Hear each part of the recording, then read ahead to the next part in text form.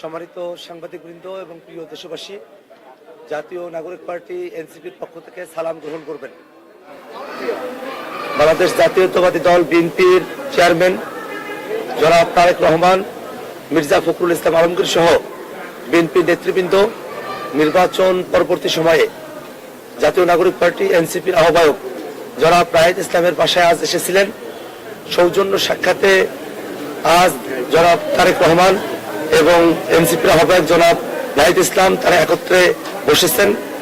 আমরা জাতীয় নাগরিক পার্টি এনসিপি যদিও নির্বাচনের ফলাফল নিয়ে কয়েকটি আসনে আমাদের প্রশ্ন রয়েছে, তথাপিও জনাব তারেক রহমান যে রাজনৈতিক সৌজন্যবোধের জায়গা থেকে জনাব নাহিদ ইসলামের সঙ্গে আজ সাক্ষাৎ এসেছিলেন, এই রাজনৈতিক সৌজন্যতা এবং তার জয়ী হয়ে আসাকে আমরা অভিনন্দন জানাই।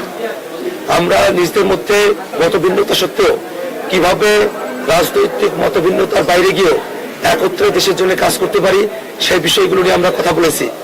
বাংলাদেশের সংস্কারের যে প্রশ্ন, সেই প্রশ্নকে কিভাবে সুরাহা করা যায় এবং বিচারের যে প্রশ্ন, সেই বিষয়গুলো নিয়ে আমরা নিজেদের মধ্যে কথা বলেছি। আজকে জনাব তারেক রহমান এবং জনাব নাহিদ ইসলাম বাংলাদেশ জাতীয়তাবাদী দল বিএনপি এবং জাতীয় নাগরিক পার্টি এনসিপির মধ্যকার আজকের এই নির্বাচন পরবর্তী সৌজন্যমূলক সাক্ষাৎ বাংলাদেশের রাজনৈতিক সংস্কৃতিতে একটা পরিবর্তনের আভাস আমাদেরকে দেয়। আমরা মনে প্রাণে চাই এই বাংলাদেশ রাষ্ট্রে আমাদের রাজনৈতিক মতভিন্নতা থাকবে, রাজনৈতিক কর্মসূচি আলাদা হবে, রাজনৈতিক বক্তব্য আলাদা হবে, কিন্তু দেশের প্রশ্নে বাংলাদেশের সকল রাজনৈতিক দল আমরা একত্রিত থেকে একসাথে আমরা বাংলাদেশের প্রশ্নে আমরা সিদ্ধান্তগুলো গ্রহণ করতে পারবো। সে ধরনের একটা পরিবেশ বাংলাদেশে অটুট থাকবে, সেটাই আমাদের প্রত্যাশার জায়গা। সম্মানিত সাংবাদিক বন্ধুগণ, এই দেশটাকে এগিয়ে নিয়ে যাওয়ার জন্য কৃষিক্ষেত্র, শিক্ষা, শিল্প, বাণিজ্য এবং অন্যান্য যে বিষয়গুলো রয়েছে, সেই বিষয়গুলোতে আমরা কিভাবে পারস্পরিক সম্পর্কের ভিত্তিতে পলিসি ডায়ালগের মধ্য দিয়ে বাংলাদেশ রাষ্ট্রটিকে সামনের দিকে অগ্রসর করতে পারি, সেই বিষয়গুলো নিয়ে আমাদের কথা হয়েছে। এবং নির্বাচন পরবর্তী যে সহিংসতাগুলো বিভিন্ন জায়গায় ঘটছে, সেই বিষয়গুলো নিয়েও আমরা জনাব তারেক রহমানকে জানিয়েছি এবং তাদের দলের তরফ থেকে সেই বিষয়গুলোতে ব্যবস্থা গ্রহণ করা হবে বলে মির্জা ফখরুল ইসলাম সাহেব তিনি আমাদেরকে আশ্বস্ত করেছেন। এছাড়াও 24-এর অভ্যুত্থানের সময়টাতে যারা জীবন দিয়েছেন, যাদের অঙ্গহানি হয়েছে, সেই সব বীর শহীদান এবং সেই সব আমাদের যারা বীর গাজীরা আছেন, তাদের যথোপযুক্ত তাদের পুনর্বাসনের পরিবার এবং তাদের পুনর্বাসনের বিষয় নিয়ে আমরা তাদের সঙ্গে কথা বলেছি।